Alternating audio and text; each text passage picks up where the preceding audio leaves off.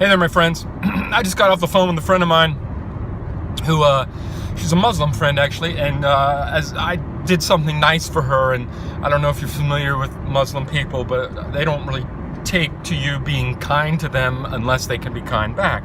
So they have a very yin-yang type thing where they back and forth. If you're going to be good to them, then they have to be good to you, you know. And they also believe that if somebody commits a wrong against you, you are also committing a wrong by not forgiving that person. Anyway, my friend, I did something for her, and so she made me some potato soup. And we were supposed to meet and blah, blah, blah, blah, but she forgot it. You know, she just sent me a text saying, of course I forgot to bring the potato soup. And then she said, but if it makes you feel any better, I just wanted you to know that it's really, really salty. So you probably wouldn't have liked it. You probably think I was trying to kill you. And I immediately responded with, oh, that's awesome. Salt is good for you, you know, especially if you use sea salt. And, you know, she jumped on that. Oh, you and your conspiracy theories. Oh, my God. And it made me realize that, you know, very, very few people realize the truth about high blood pressure. So that's what I'm going to do right here, right now. I want to talk real quickly about high blood pressure. And high blood pressure has absolutely nothing to do with the salinity you consume.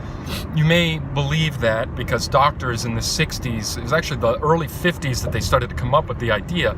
But in the mid 60s, doctors started to realize that they weren't going to be able to cover their costs and basically pay their bills and buy their houses and cars if they continued to treat the causes of our problems. So they started to realize that they had to treat the symptoms.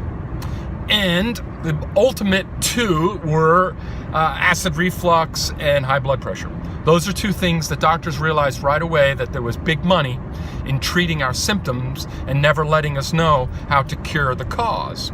So we now know, of course, that, you know, acid reflux is caused from not enough stomach acid, and when you eat food, your stomach has to go into violent convulsions, splashing what little acid you have all over the place to digest the food you just ate, which in cause is going to cause some acid to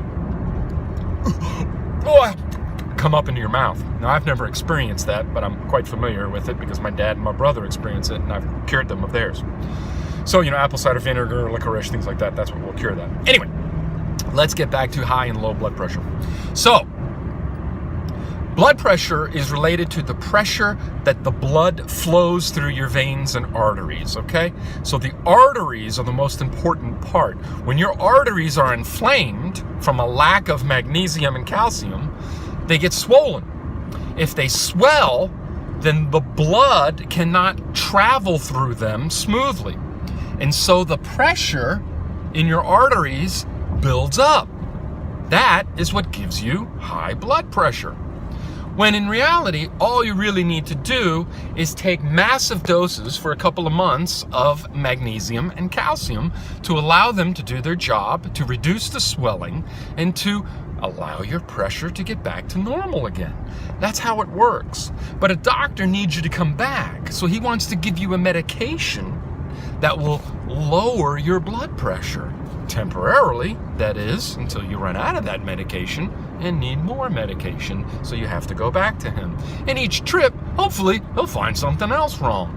So it would be kind of like having a dishonest mechanic, and every time you bring him your car, he tells you how to treat this symptom and that symptom and this symptom and that symptom. And that way, when you run out of oil, you come back to him. When you run out of window washer fluid, you come back to your mechanic and he'll refill it for you, charge you a refill fee, and charge you for the product. When in reality, all he would really have to do is tell you, hey, you just need to go to the store, auto parts store, and buy your window washer and fill your tub. You just need to go and get more oil and top off your oil, and every now and then get an oil change. But we live in a world where you really can't make any money if you do that. There's no money in being honest. That's why greed is one of the 7 deadly sins, and honesty is not. So, to recap, if you have high blood pressure, then you can eat all the salt you want, because salinity is not going to affect your blood pressure.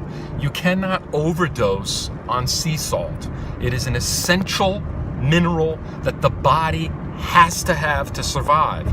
It is an essential mineral. Think about that. Essential mineral. What is the ocean? What is the body? Mostly salt water. You have to replenish your salt all day long. Sodium. Don't kill yourself by using table salt. Don't kill yourself by using the refined salts that factories produce. Strip it of any nutrients, minerals, and anything else that it could possibly have in it. Use sea salts, preferably sea salts that come from the Middle East. Palestine especially has some incredible sea salts.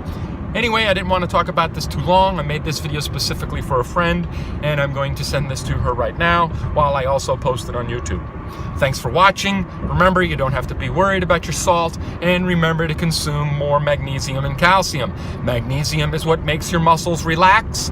Magnesium is an anti-anxiety. Magnesium is what keeps your jaw from clenching, and it keeps you from being tense. Calcium, on the other hand, is what allows you to clench your jaw, allows you to make the fist, and is what keeps you tense. If you have an abundance of either one of the other, you're going to be miserable. It is a give-take relationship, the relationship between magnesium and calcium. Thanks for watching. Happy, healthy mind, happy, healthy life, and stay positive. Woo, look at that beautiful blue sky. Woo, look at all that beautiful green grass. Oh, look at all the ants walking around. I love ants. They're so fascinating. Look at the bumblebee. Oh, bees, they're the greatest.